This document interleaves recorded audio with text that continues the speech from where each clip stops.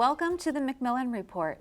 I'm Marilyn Wilkes, your host, and our guest is Edward Rugemer, an Associate Professor of African American Studies and History at Yale.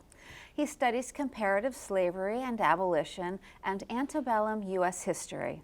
Today we'll talk with Professor Rugemer about his new book, Slave Law and the Politics of Resistance in the Early Atlantic World, for which he was recently awarded the MacMillan Center's Gustav Ranis International Book Prize for Best Book. Welcome, Professor Rugemer. Thank you. So let's start with your book. Tell us about it. It's a comparative study of Jamaica and South Carolina for a fairly long period of time, starting in the 17th century when both of these colonies are established, and extending into the 1830s. And I take that what's called the longue durée approach, because I wanted to understand how the politics of slavery evolved over time and how that shaped the political history of both these slave societies, these slave colonies, in distinct ways. Okay. And so the first chapter is actually on Barbados, because Barbados is England's first slave society, and both Jamaica and South Carolina are established by men who had been very involved in the establishment of Barbados and had seen the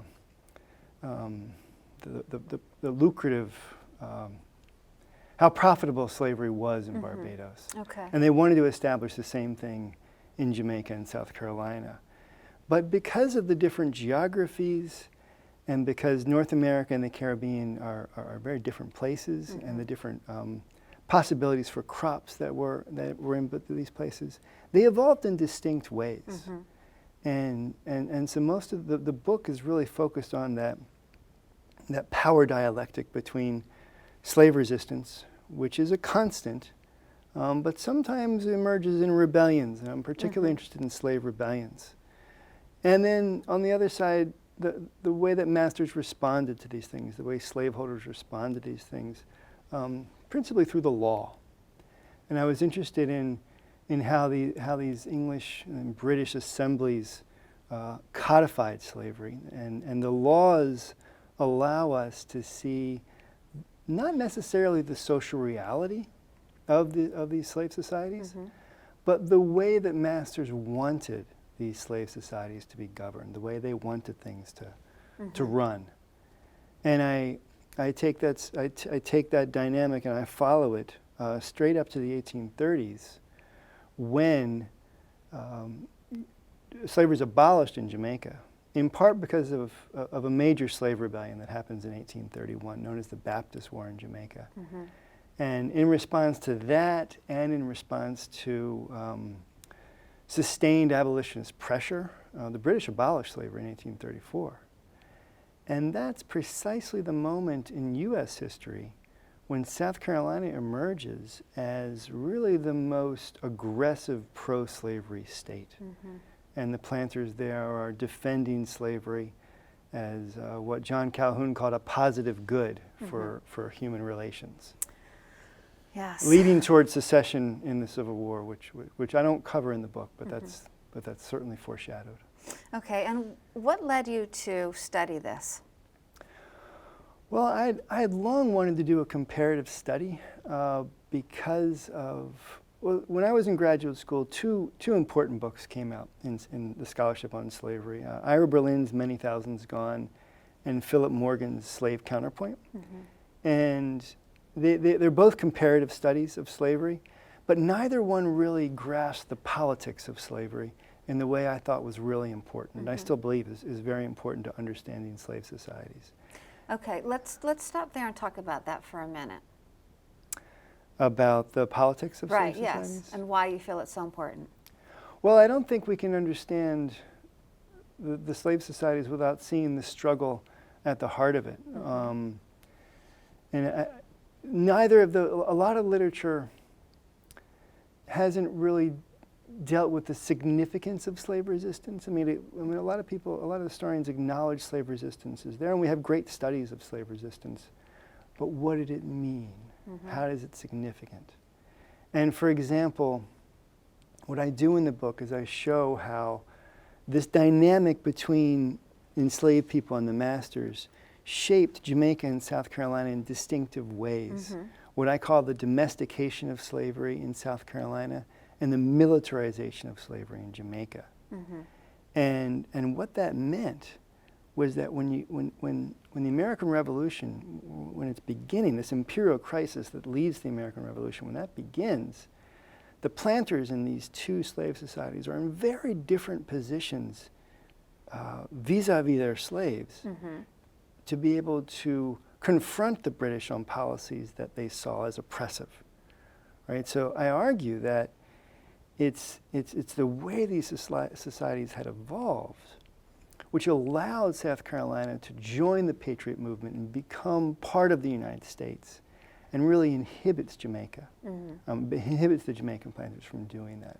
They are too dependent upon the military apparatus of the British Empire in Jamaica to really establish, to really join with the revolution, even though they shared a lot of the same ideas as patriots in the mainland colonies did.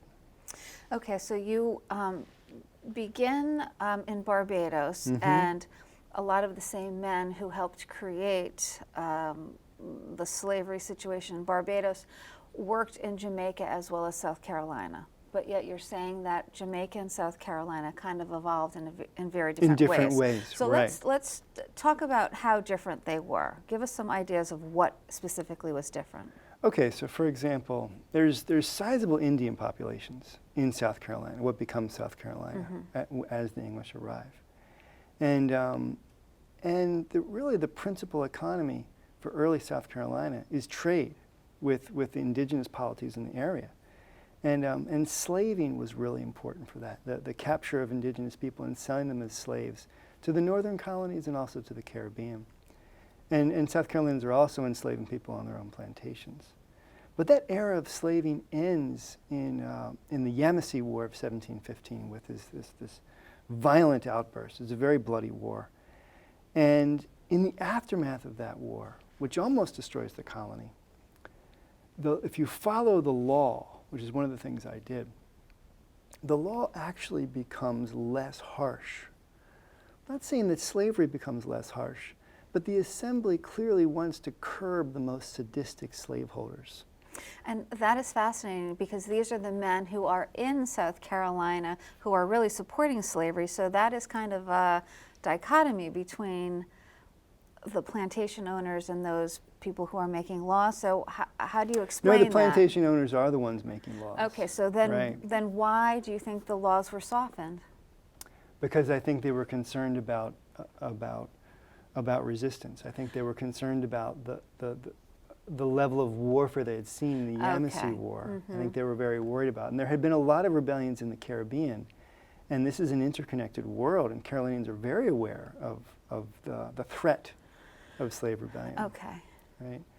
And then in South Carolina with the Stoner Rebellion of 1739, after that they cut off the slave trade, right? And they're trying to, and they pass a new slave code in 1740, which continues that trend of softening that we'd seen in the 1720s and 1730s. But the idea in South Carolina was to make slavery a permanent institution within the society, to soften it in order to prolong it, right? To make it permanent. In Jamaica, they don't do that. They pass one slave code in 1696. They don't change it until the end of the 18th century. Right? And they depend upon military force. There's a permanent garrison of British troops in Jamaica during that whole time, which really, that garrison begins its presence in the island through the first Maroon War, which is this. The Maroons are Africans who escape into the mountains of Jamaica as early as the English conquest in 1655. And they are able to defend their autonomy from the colony. They're Africans, but they're free. And the colony tries, in the 1730s, the colony tries to suppress the Maroons. But they don't. They end up in a draw. They sign treaties. And and it's after it's in the war and after the treaties that this garrison, this military garrison in Jamaica, becomes a permanent fixture. And so the Jamaicans are controlling their society through military force in a way that Carolinians are not. And that means that with the imperial crisis and the American Revolution, you have instances of organized slave resistance in both places, okay?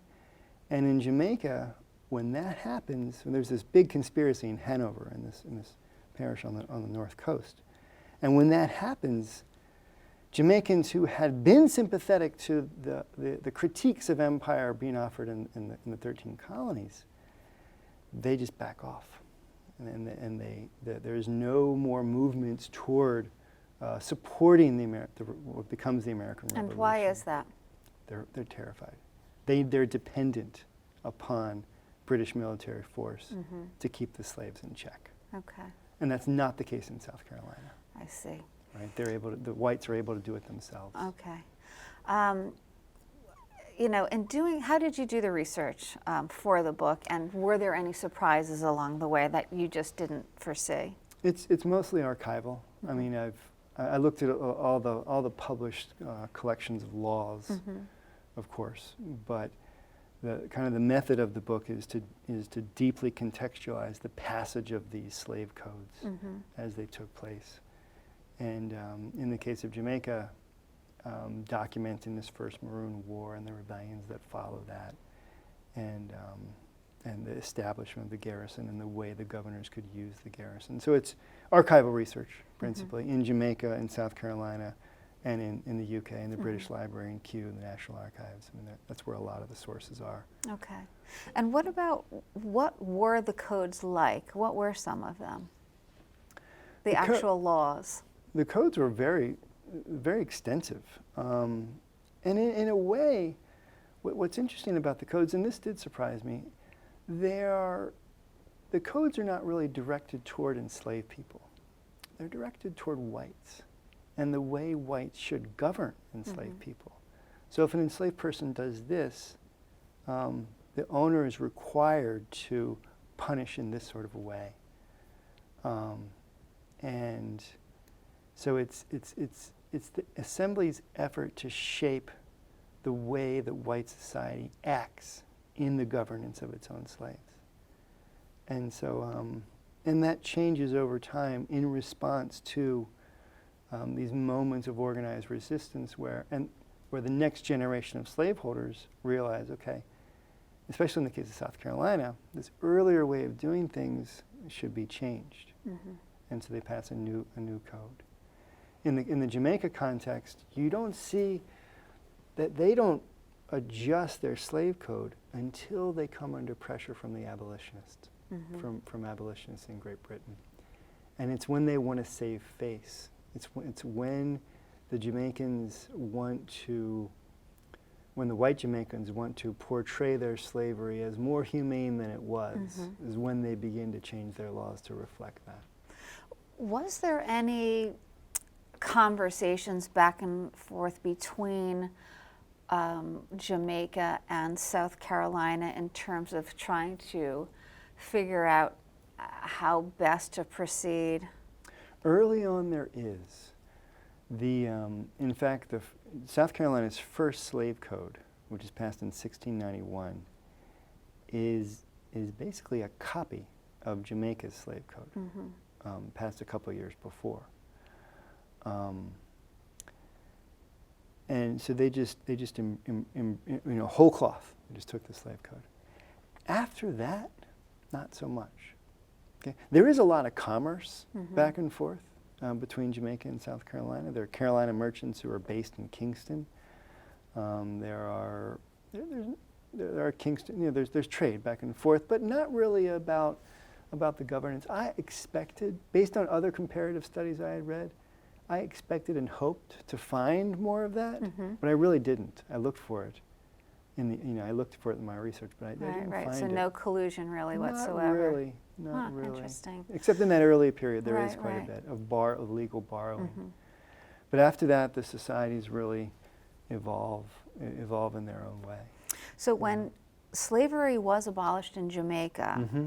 How did South Carolina react? Did they have any reaction in particular? Yes, that was the subject of my first book, because my first book is about the impact of Great Britain's abolition of slavery on the United States, and how that shaped the coming of the Civil War. This debate, about what's the future of slavery going to be in the United States, and the South Carolina response is, in a way, is really the elaboration of the pro-slavery argument, and the development of the idea that slavery, the maintenance of slavery, was fundamental to the constitutional compact, right? That the states had signed, and that the states had agreed to, and that Congress had no right to legislate slavery in South Carolina's view, and they stood by that political stance,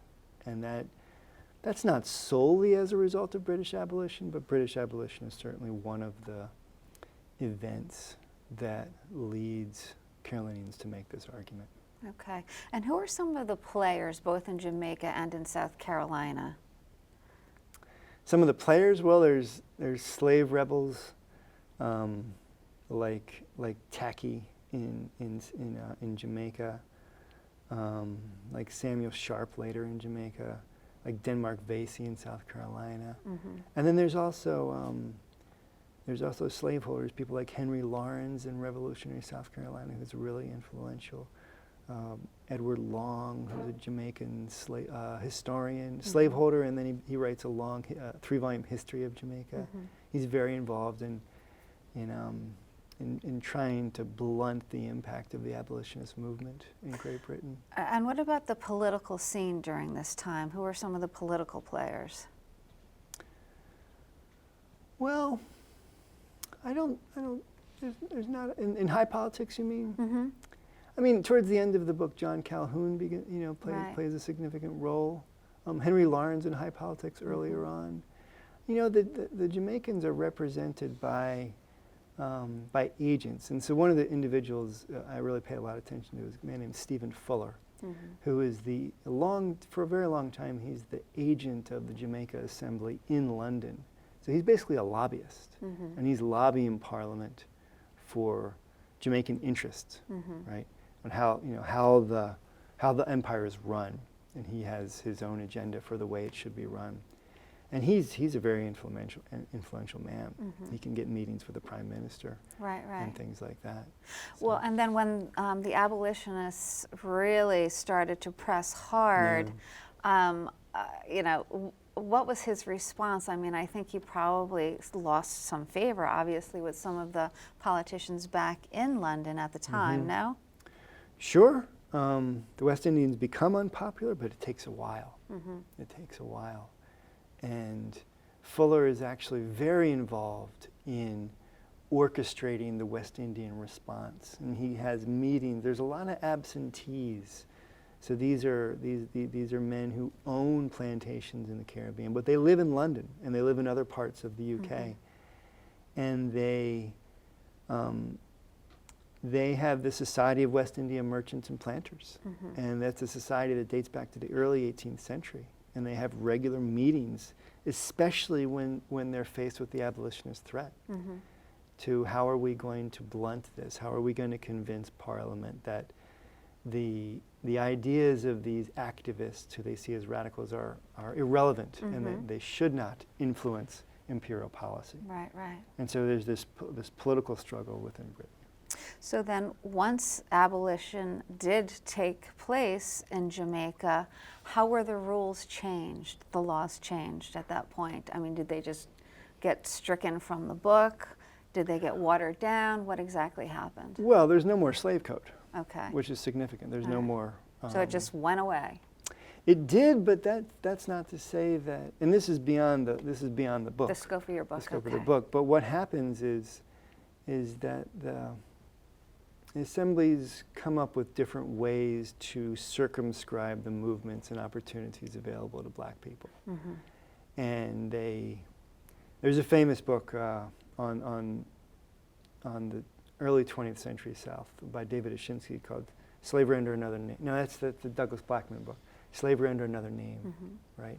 And that's what happens after emancipation, is that the planters, legislatures, create a different infrastructure, legal and physical, to maintain the compulsion of people, of those who had been enslaved to keep on working for very, very little pay. Right. And that happens in both the American South after the Civil War, but in Jamaica beginning in the late 1830s. Right, right.